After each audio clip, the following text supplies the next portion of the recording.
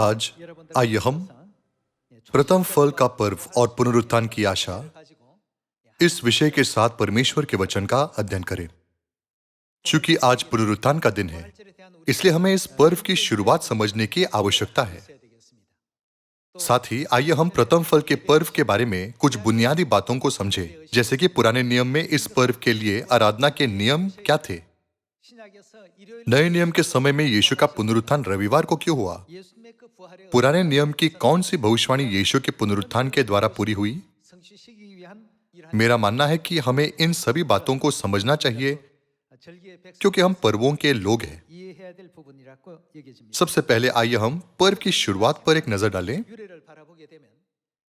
लगभग 3500 साल पहले इस्राएलियों ने फसह मनाया और वे मिस्र के दासत्व से मुक्त हो गए। मुक्त होने के बाद वे फसह के अगले दिन अख़मीरी रोटी के पर्व पर रामसेस में इकट्ठा हुए और प्रस्थान किया। तब मिस्र के राजा फिरौन ने अचानक अपना मन बदल दिया और आज्ञा दी कि इस्राएलियों को वापस लाया जाए। फसह की रात को उसने महसूस किया कि उसे परमेश्वर द्वारा दंडित किया गया है और उसने अपने पहलौठे पुत्र को भी खो दिया। परमेश्वर से डरकर उसने इस्राएलियों को जाने दिया, लेकिन लोगों ने उससे सवाल किया, हमें और भी बहुत सी चीजें बनानी है, परंतु अब तूने इस्राएलियों को जाने दिया है, तो हम यह सब काम करने के लिए जनशक्ति कहां से लाएंगे? यह सुनते ही उसने अपना मन बदल दिया।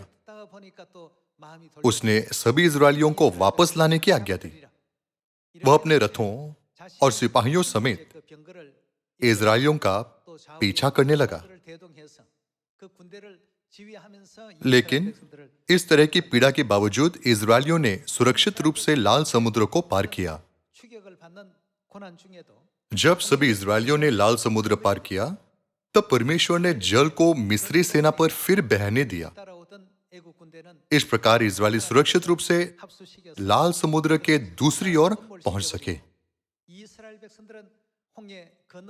वह आज यह समय था जब इस्राएली भोर के समय लाल समुद्र के उस पार पहुंचे। यह पुनरुत्थान का दिन पुराने नियम में प्रथम फल का पर्व था। हम पुराने नियम में देख सकते हैं कि वे पवित्र कैलेंडर के पहले महीने के 22वें दिन भोर के समय में लाल समुद्र के दूसरी ओर पहुंचे। पुराने नियम के समय में परमेश्वर ने उस दिन को प्रथम फल के दिन के रूप में चुना और पहली उपज का एक पूला हिलाते हुए परमेश्वर को चढ़ाने का नियम बनाया।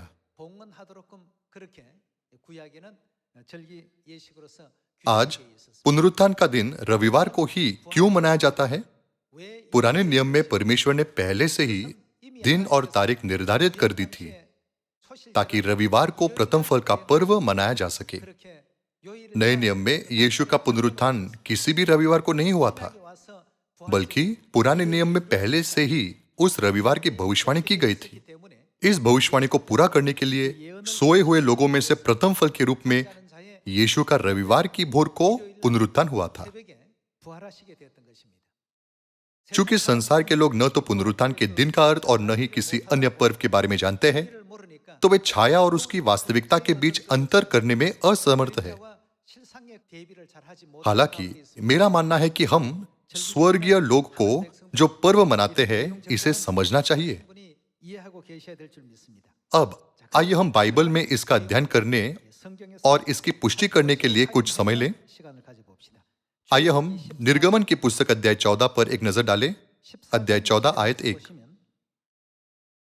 यहोवा ने मूसा से कहा, इस्राएलियों को आज्ञा दे कि वे लौटकर मिग्दोल और समुद्र के बीच पीहाहिरोत के सम्मुख बाल सपोन के सामने अपने डेरे खड़े करें। उसी के सामने समुद्र के तट पर डेरे खड़े करें। तब फिरौन इस्राएलियों के विषय में सोचेगा, वे देश की उलझनों में फंसे हैं और जंगल में घिर गए हैं। तब मैं फिरौन के मन को कठोर कर दूंगा और वह उनका पीछा करेगा। तब फिरौन और उसकी सारी सेना के द्वारा मेरी महिमा होगी और मिस्री जान लेंगे कि मैं यहोवा हूं। और उन्होंने वैसे ही किया। यह इस बात का वृतांत है कि कैसे 6 लाख पैदल चलने वाले पुरुषों ने समुद्र के बीच पिहाहिरोत के सम्मुख बालसपोन के सामने अपने डेरे खड़े किए। आयत 5 में हम देख सकते हैं कि कुछ अधिकारियों ने फिरौन से कहा, क्या हमें इजरायलियों को जाने देना चाहिए? और आयत 6 में हम देख सकते हैं कि इजरायलियों को वापस लाने के लिए उनका पीछा करने के लिए फिरौन ने 600 रथों को लिया। आइए हम आयत 15 पढ़ें। तब यहोवा ने मूसा से कहा, तू क्यों मेरी दुहाई दे रहा है? इजरायलियों को आज्ञा दे कि यहां से कुछ करे, और तू अपनी लाठी उठाकर अपना हाथ समुद्र के ऊपर बढ़ा, और वह 2 भाग हो जाएगा।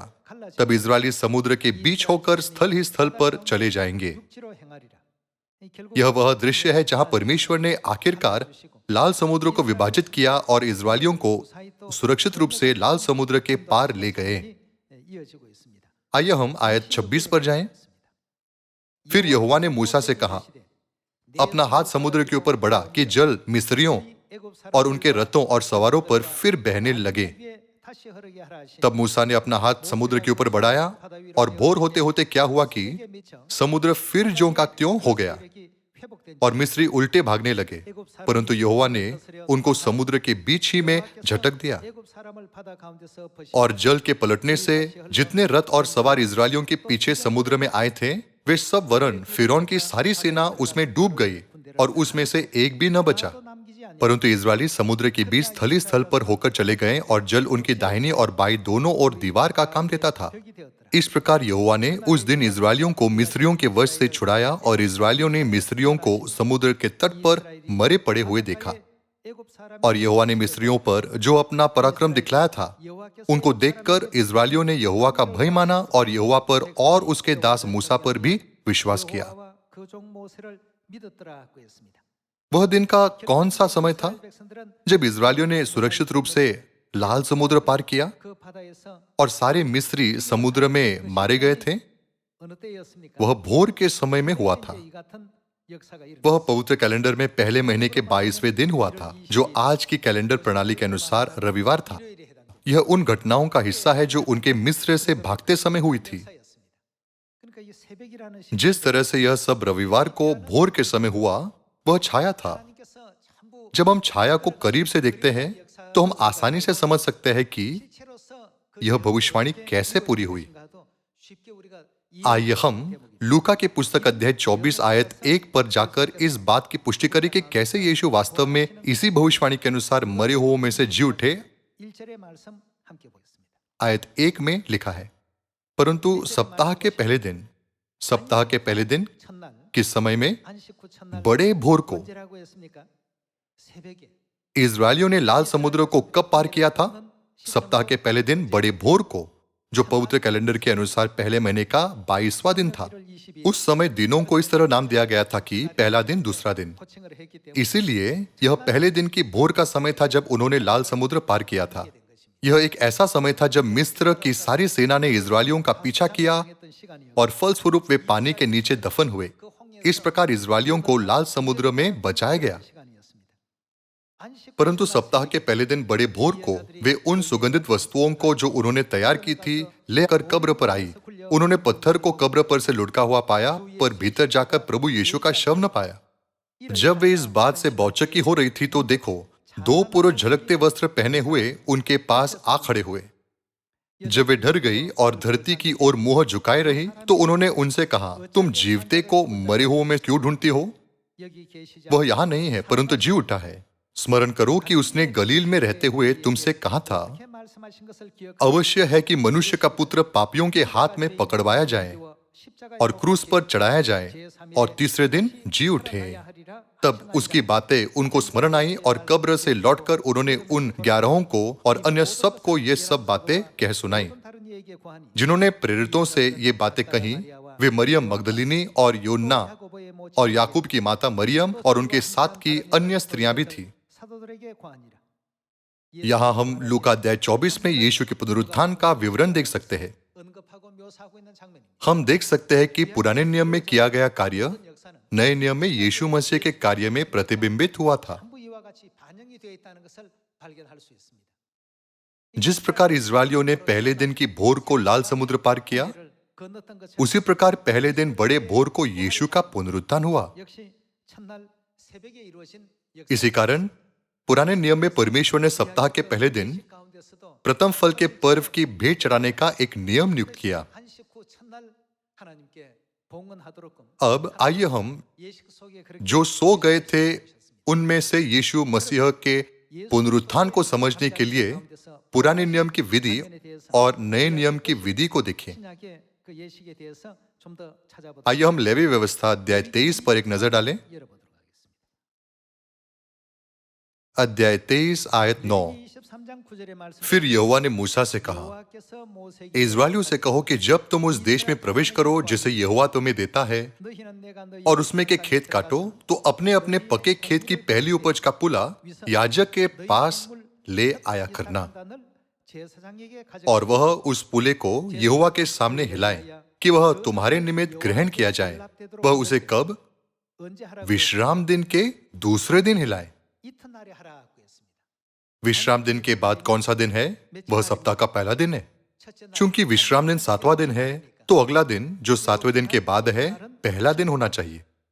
चूंकि मूसा का कार्य यीशु मसीह के कार्य के बारे में भविष्यवाणी था, इसलिए हम पुष्टि कर सकते हैं कि यह पहले से ही भविष्यवाणी की गई थी कि यीशु मसीह को मरे हुओं में से प्रथम फल के रूप में सप्ताह के पहले दिन रविवार को जी उठना था। इसलिए प्रथम फल के पर्व की भेंट कब हिलाई जानी चाहिए ताकि वह परमेश्वर द्वारा ग्रहण की जा सके? वह विश्राम दिन के अगले दिन किया जाना चाहिए। यह पर्व के लिए निर्धारित तारीख थी। यह नए नियम में बेतरतीब ढंग से नहीं हुआ था, लेकिन इसे पुराने नियम के समय में पहले से ही नियुक्त किया गया था, और नए नियम में भविष्यवाणी सप्ताह के उस दिन पूरी हुई थी। हालांकि लोग झूठ बोलते हैं। पुराने नियम में सबत यानी शनिवार मनाया गया था, लेकिन नए नियम में इसे रविवार की आराधना में बदल दिया गया, क्योंकि यीशु के पुनरुत्थान का दिन अधिक महत्वपूर्ण है। लेकिन पुराने नियम में प्रथम फल के पर्व की भेंट पहले से ही सप्ताह के पहले दिन परमेश्वर को चढ़ाई जाती थी। यह प्रथम फल के पर्व में निहित अर्थ है। नए नियम में प्रथम फल का पर्व पुनरुत्थान का दिन है। पुनरुत्थान का दिन 3500 साल पहले मूसा के समय से यीशु के समय तक हर साल हमेशा रविवार को सबत के अगले दिन मनाया गया था। आइए हम आयत 12 के साथ जारी रखें। और जिस दिन तुम पुला हिलवाओ, उसी दिन 1 वर्ष का निर्दोष भेड़ का बच्चा यहोवा के लिए होम बलि चढ़ाना, और उसके साथ कनबली एपा के 2/10 अंश तेल से सने हुए मैदे का हो। वह सुखदायक सुगंध के लिए यहोवा का हव्य हो, और उसके साथ का अर्घहीन भर की चौथाई दाखमधु हो। और जब तक तुम इस चढ़ावे को अपने परमेश्वर के पास न ले जाओ, उस दिन तक नए खेत में से न तो रोटी खाना और न बुना हुआ अन्न और न हरी बालें। यह तुम्हारी पीढ़ी पीढ़ी में तुम्हारे सारे घरानों में सदा की विधि ठहरे। प्रथम फल के दिन की भेंट कब चढ़ानी चाहिए? इसे ग्रहण किए जाने के लिए इसे सबत के अगले दिन परमेश्वर के सामने हिलाने का नियम था। चूंकि वे पहली उपज का एक पुला चढ़ाते थे, तो उस पर्व का नाम प्रथम फल का पर्व रखा गया। यीशु मसीह ने लेवी व्यवस्था अध्याय 23 में सबत के अगले दिन परमेश्वर के सामने हिलाए जाने वाले प्रथम फल की भेंट की भविष्यवाणी को पूरा किया। आइए हम पहला कुरिन्थियों की पुस्तक अध्याय 15 में इसका उत्तर खोजें। पहला कुरिन्थियों अध्याय 15 आयत 12। इसलिए जबकि मसीह का यह प्रचार किया जाता है कि वह मरे हुओं में से जी उठा, तो तुम में से कितने कैसे कहते हैं कि मरे हुओं का पुनरुत्थान है ही नहीं? यहाँ यह यीशु मसीह के पुनरुत्थान की व्याख्या करता है। आइए हम आयत 16 देखें। और यदि मुर्दे नहीं जी उठते, तो मसीह भी नहीं जी उठा, और यदि मसीह नहीं जी उठा, तो तुम्हारा विश्वास व्यर्थ है, और तुम अब तक अपने पापों में फंसे हो। वरन जो मसीह में सो गए हैं वे भी नष्ट हुए। यदि हम केवल इसी जीवन में मसीह से आशा रखते, तो हम सब मनुष्य से अधिक अभागे हैं। परंतु सचमुच मसीह मुर्दों में से जी उठा है, और जो सो गए हैं उनमें वह क्या हुआ? पहला फल हुआ। हम देख सकते हैं कि यह कहता है कि यीशु पहले फल के रूप में जी उठे, जो निर्गमन के पुस्तक में प्रयुक्त शब्द के समान है। इसलिए इसका मतलब है कि वह पहले फल की भेंट बन गए। वह कौन है? वह यीशु मसीह है। बाइबल कहती है, पहली उपज का एक पुला परमेश्वर के सामने हिलाओ कि वह ग्रहण किया जाए। किस दिन? सबत के अगले दिन। चूंकि सबत 7वां दिन है, तो अगला दिन कौन सा है? यह पहला दिन है। उन्हें पहले दिन इसे परमेश्वर के सामने हिलाना था, ताकि इसे ग्रहण किया जा सके।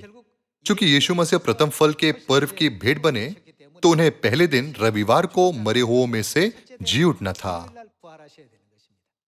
पूरी बाइबल में एक दूसरे से जुड़े हुए विभिन्न जोड़े वचन हैं, लेकिन जो लोग पर्वों को नहीं समझते, वे यह भी नहीं जानते कि क्यों रविवार को यीशु का पुनरुत्थान हुआ था। इसलिए वे लोगों को गुमराह करते हुए कहते हैं, हमें रविवार को आराधना करनी है क्योंकि इस दिन यीशु का पुनरुत्थान हुआ था। इसलिए यह सबत के दिन से भी अधिक महत्वपूर्ण है। स्वर्गीय पिता और माता ने हमें सियोन में बुलाया है, जहां पर्व मनाए जाते हैं, और हमें प्रथम फल के पर्व को समझने दिया है। क्या इस तरह हम यह नहीं समझ सकते कि क्यों यीशु मसीह को रविवार को ही जी उठना था?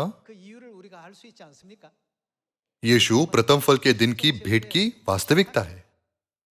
चूंकि उन्हें छाया यानी भविष्यवाणी को पूरा करना था, इसलिए उन्हें सबत के अगले दिन यानी पहले दिन मरे हुओं में से जी उठना था। इसलिए बाइबल हमें सिखाती है कि जो सो गए थे उनमें वह पहला फल हुए। अब आइए हम पहला कुरिन्थियों की पुस्तक अध्याय 15 आयत 50 पर जाकर पुनरुत्थान के संबंध में परमेश्वर की इच्छा का अध्ययन करने के लिए कुछ समय लें। है भाइयों, मैं यह कहता हूं कि मांस और लहू परमेश्वर के राज्य के अधिकारी नहीं हो सकते, और न नाशवान अविनाशी का अधिकारी हो सकता है। देखो, मैं तुमसे भेद की बात कहता हूं, हम सब नहीं सोएंगे, परंतु सब बदल जाएंगे, और यह क्षण भर में पलक मारते ही अंतिम तुरही फूंकते ही होगा।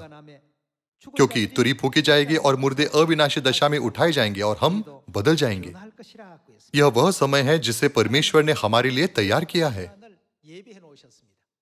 मसीह में मरे हुए जी उठेंगे और उन्हें स्वर्गीय आत्मिक देह पहनाई जाएगी, और हम भी जो जीवित और बचे रहेंगे बदल जाएंगे और आत्मिक देह पहनकर सदा के लिए अनंत जीवन और आशीषों का आनंद लेने के लिए परमेश्वर के अनंत राज्य में जाएंगे। प्रथम चर्च के संतों के पास यही आशा थी। हमारे पास भी आज वही आशा है। बेशक धर्मियों का पुनरुत्थान और अधर्मियों का पुनरुत्थान है, इसलिए क्या यह अवश्य नहीं है कि हम सभी धर्मियों के पुनरुत्थान में भाग लें? आइए हम जानें कि पहला थिस्सलुनीकियों की पुस्तक अध्याय 4 में बाइबल क्या कहती है। आयत 13, हे भाइयों, हम नहीं चाहते कि तुम उनके विषय में जो सोते हैं अज्ञानी रहो। ऐसा न हो कि तुम दूसरों के समान शोक करो जिन्हें आशा नहीं। क्योंकि यदि हम विश्वास करते हैं कि यीशु मरा और जी भी उठा, तो वैसे ही परमेश्वर उन्हें भी जो यीशु में सो गए हैं उसी के साथ ले आएगा। क्योंकि हम प्रभु के वचन के अनुसार तुमसे यह कहते हैं कि हम जो जीवित हैं और प्रभु के आने तक बचे रहेंगे, सोए हुए से कभी आगे न बढ़ेंगे। क्योंकि प्रभु आप ही स्वर्ग से उतरेगा। उस समय ललकार और प्रधान दूत का शब्द सुनाई देगा और परमेश्वर की तुरही फूंकी जाएगी, और जो मसीह में मरे हैं वे पहले जी उठेंगे। तब हम जो जीवित और बचे रहेंगे उनके साथ बादलों पर उठा लिए जाएंगे कि हवा में प्रभु से मिले, और इस रीति से हम सदा प्रभु के साथ रहेंगे। इस प्रकार इन बातों से एक दूसरे को शांति दिया करो। क्या यह महिमामय क्षण निश्चित रूप से जल्दी से नहीं आएगा? जिस दिन परमेश्वर हम अपनी संतानों को लेने के लिए इस पृथ्वी पर आएंगे, तब जो जीवित रहते हुए मसीह को ग्रहण करेंगे बदल जाएंगे, और वे जो मरने के बाद मसीह को ग्रहण करेंगे उन्हें पुनरुत्थान की आशीष दी जाएगी और आत्मिक देह पहनाई जाएगी। इसलिए पुनरुत्थान हमें आशा देता है, जो हमारे विश्वास का एक महत्वपूर्ण हिस्सा है। संसार में लोग सोचते हैं कि मरने के बाद हर चीज का अंत हो जाता है, लेकिन क्या आत्मिक दुनिया में अंत जैसी कोई चीज है? जब किसी की मृत्यु होती है तो वह अंत नहीं होता, बल्कि दूसरी शुरुआत उनकी प्रतीक्षा कर रही है। जो लोग अधर्मियों के पुनरुत्थान में भाग लेंगे, उनके लिए उस समय से अनंत काल के नरक में अनंत पीड़ा शुरू होती है। क्या यह भी नहीं लिखा है कि जो धर्मी थे पुनरुत्थान में भाग लेंगे? वे स्वर्ग के अनंत स्वर्गलोक में मसीह के साथ अनंत जीवन और खुशी का आनंद लेंगे। इसलिए हम सभी को परमेश्वर के वचन का अध्ययन करने के लिए खुद को समर्पित करना चाहिए और अपने पूरे जीवन में परमेश्वर के वचन की आज्ञाकारिता में अधिक धर्मी, ईश्वरीय और पवित्र जीवन जीने के द्वारा परमेश्वर की महिमा करनी चाहिए। अब आइए हम कुछ बातों पर एक नजर डालें जो नए नियम में पुनरुत्थान के दिन हुई थी। आइए हम लूका के पुस्तक अध्याय 24 आयत 13 से पढ़ें। लूका अध्याय 24 आयत 13 में लिखा है, उसी दिन उनमें से दो जन, उसी दिन पुनरुत्थान का दिन है जिस दिन यीशु मसीह जी उठे थे। उसी दिन उनमें से दो जन इमाउस नामक एक गांव को जा रहे थे जो यरूशलेम से कोई 7 मील की दूरी पर था। वे इन सब बातों पर जो हुई थी आपस में बातचीत करते जा रहे थे। और जब वे आपस में बातचीत और पूछताछ कर रहे थे तो यीशु आप पास आकर उनके साथ हो लिया, परंतु उनकी आंखें ऐसे बंद की गई थी कि उसे पहचान न सके। जिस दिन यीशु जी उठे थे उस दिन बहुत सी आश्चर्यजनक बातें हुई। जब दोनों चेले इमाउस नामक गांव की ओर जा रहे थे, उन्होंने यीशु के साथ बातचीत की। भले ही यीशु उनके ठीक बगल में थे, लेकिन उन्होंने यीशु को नहीं पहचाना। आइए हम आयत 17 पर जाएं। उसने उनसे पूछा, ये क्या बातें हैं जो तुम चलते चलते आपस में करते हो? वे उदास से खड़े रह गए। यह सुनकर उनमें से क्लियोपास नामक एक व्यक्ति ने कहा, क्या तू यरूशलेम में अकेला परदेशी है जो नहीं जानता कि इन दिनों में उसमें क्या क्या हुआ है? उसने उनसे पूछा, कौन सी बातें? उन्होंने उससे कहा, यीशु नासरी के विषय में जो परमेश्वर और सब लोगों के निकट काम और वचन में सामर्थी भविष्यवक्ता था। और प्रधान याजकों और हमारे सरदारों ने उसे पकड़वा दिया कि उस पर मृत्यु की आज्ञा दी जाए और उसे क्रूस पर चढ़वाया। परंतु हमें आशा थी कि यही इजराइल को छुटकारा देगा। इन सब बातों के सिवाय इस घटना को हुए तीसरा दिन है और हम में से कई स्त्रियों ने भी हमें आश्चर्य में डाल दिया है, जो भोर को कब्र पर गई थी और जब उसका शव न पाया तो यह कहते हुए आई कि हमने स्वर्गदूतों का दर्शन पाया जिन्होंने कहा कि वह जीवित है। तब हमारे साथियों में से कई एक कब्र पर गए और जैसा स्त्रियों ने कहा था वैसा ही पाया, परंतु उसको न देखा। तब उसने उनसे कहा, है निर्बुद्धियों और भविष्यवक्ताओं की सब बातों पर विश्वास करने में मंदमतियों, क्या अवश्य न था कि मसीह ये दुख उठाकर अपनी महिमा में प्रवेश करे? तब उसने मूसा से और सब भविष्यवक्ता से आरंभ करके सारे पवित्र शास्त्र में से अपने विषय में लिखी बातों का अर्थ उन्हें समझा दिया। इतने में वे उस गांव के पास पहुंचे जहां वे जा रहे थे और उसके ढंग से ऐसा जान पड़ा कि वह आगे बढ़ना चाहता है, परंतु उन्होंने यह कहकर उसे रोका, हमारे साथ रहे, क्योंकि संध्या हो चली है और दिन अब बहुत ढल गया है। तब वह उनके साथ रहने के लिए भीतर गया। जब वह उनके साथ भोजन करने बैठा तो उसने रोटी लेकर धन्यवाद किया और उसे तोड़कर उनको देने लगा। तब उनकी आंखें खुल गई और उन्होंने उसे पहचान लिया और वह उनकी आंखों से छिप गया। जिस दिन यीशु मसीह जी उठे थे, वे उन दो चेलों के सामने प्रकट हुए थे जो इमाउस के मार्ग में थे। यहां एक अद्भुत घटना घटी। उन्होंने पुनरुत्थान के दिन की रोटी तोड़कर उनकी आत्मिक आंखें खोल दी। आइए हम फिर से आयत 31 पढ़ें। तब उनकी आंखें खुल गई और उन्होंने उसे पहचान लिया और वह उनकी आंखों से छिप गया। उन्होंने आपस में कहा, जब वह मार्ग में हमसे बातें करता था और पवित्र शास्त्र का अर्थ हमें समझाता था, तो क्या हमारे मन में उत्तेजना न उत्पन्न हुई? वे उसी घड़ी उठकर यरूशलेम को लौट गए और उन 11 और उनके साथियों को इकट्ठे पाया। वे कहते थे, प्रभु सचमुच जी उठा है और शमौन को दिखाई दिया है। यह 2000 वर्ष पहले पुनरुत्थान के दिन पर हुआ था। परमेश्वर की शिक्षाओं के अनुसार नई वाचा के सभी सत्यों को पुनर्स्थापित करने के लिए, जैसा कि प्रथम चर्च में देखा गया, पिता इस युग में माता के साथ दूसरी बार प्रकट हुए। उन्होंने हमें पुनरुत्थान के दिन की रोटी ठीक वैसे ही दी जैसे उन्होंने 2000 साल पहले दी थी। लिखा है, जब उन्होंने उसे तोड़ा और उन्हें दिया, तब उनकी आंखें खुल गई और उन्होंने उन्हें पहचान लिया। पुनरुत्थान के दिन को पुराने नियम में प्रथम फल का पर्व कहा जाता था। नए नियम में यीशु मसीह ने मरे हुओं में से जी उठने वाले पहले व्यक्ति के रूप में प्रथम फल के दिन की भविष्यवाणी को पूरा किया। जो सो गए थे उनमें वह पहला फल हुए।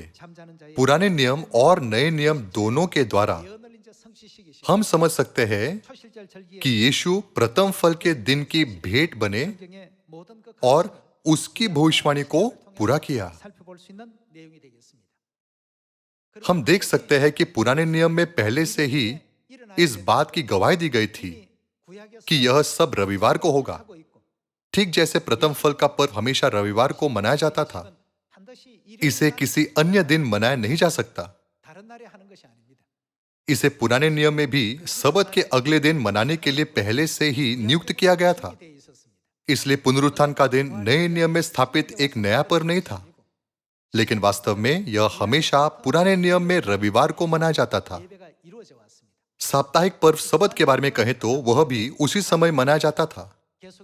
वार्षिक पर्वों के बारे में कहें तो परमेश्वर ने आज्ञा दी कि प्रथम फल का पर्व रविवार को मनाया जाए। इसे 3500 वर्षों पहले इस तरह स्थापित किया गया था। फिर भी झूठे चर्च रविवार के आराधना को सही ठहराने के लिए झूठ बोलते हैं। अब हम सभी को इसका ज्ञान नहीं रखना चाहिए। ज्ञान न होने के कारण परमेश्वर के लोगों का क्या होता है? चूंकि बाइबल कहती है कि वे सब नष्ट हो जाएंगे, तो हमें लोगों को यह जानने देना चाहिए। हमें उन्हें यह बताने की आवश्यकता है कि यीशु मसीह प्रथम फल के पर्व की भेंट बने, जिसे पहले से ही मूसा के समय से रविवार को मनाने के लिए नियुक्त किया गया था। हमें उन्हें सही तरह से यह बताने की जरूरत है कि प्रथम फल के दिन की भविष्यवाणी के कारण यीशु सोए हुओं में से रविवार को जी उठे थे। ऐसा करके हमें उनकी आत्मिक आंखें खोलने में उनकी मदद करनी चाहिए और स्वर्गीय पिता और स्वर्गीय माता को सही तरह से पहचानने में उनकी अगुवाई करनी चाहिए। संसार के लोगों के पास कोई भविष्य नहीं है, लेकिन हमारे पास एक उज्जवल भविष्य है। अधर्मियों का पुनरुत्थान संसार के लोगों के लिए आरक्षित है, परंतु धर्मियों का पुनरुत्थान सियोन के लोगों के लिए आरक्षित है। पुनरुत्थान की सुबह हम प्रेरित पौलुस और प्रेरित पत्रस से मिलेंगे, जिन्हें देखने की हम लालसा करते हैं। आप आश्चर्य कर सकते हैं कि यूहन्ना कैसे दिखता होगा। हम यूहन्ना से भी मिलेंगे। हम अपने पिता से भी मिलेंगे, जो पुनरुत्थान की सुबह हमें लेने के लिए आएंगे। हम स्वर्गीय माता के वास्तविक महिमामय स्वरूप को भी देख पाएंगे, जो स्वर्ग में उनके पास है। यह कल्पना करते हुए कि जब हम संपूर्ण हो जाएंगे तो यह कैसा होगा, आइए हम न केवल इस पृथ्वी पर अपने अस्थायी जीवन के लिए जिए, बल्कि इस वर्ष आइए हम स्वर्ग में प्राप्त होने वाली आशीषों के बारे में सोचते हुए यत्न से दौड़े। आइए हम पुनरुत्थान के दिन के अर्थ को केवल उस दिन तक सीमित न रखें जब 2000 वर्ष पहले यीशु का पुनरुत्थान हुआ था। इसके बजाय आइए हम अपने हृदयों पर उस विश्वास के पुनरुत्थान को अंकित करें जिसे प्रेरितों ने 2000 वर्ष पहले रखा था। इसी के साथ मैं आज का उपदेश समाप्त करना चाहूंगा। आपका बहुत बहुत धन्यवाद।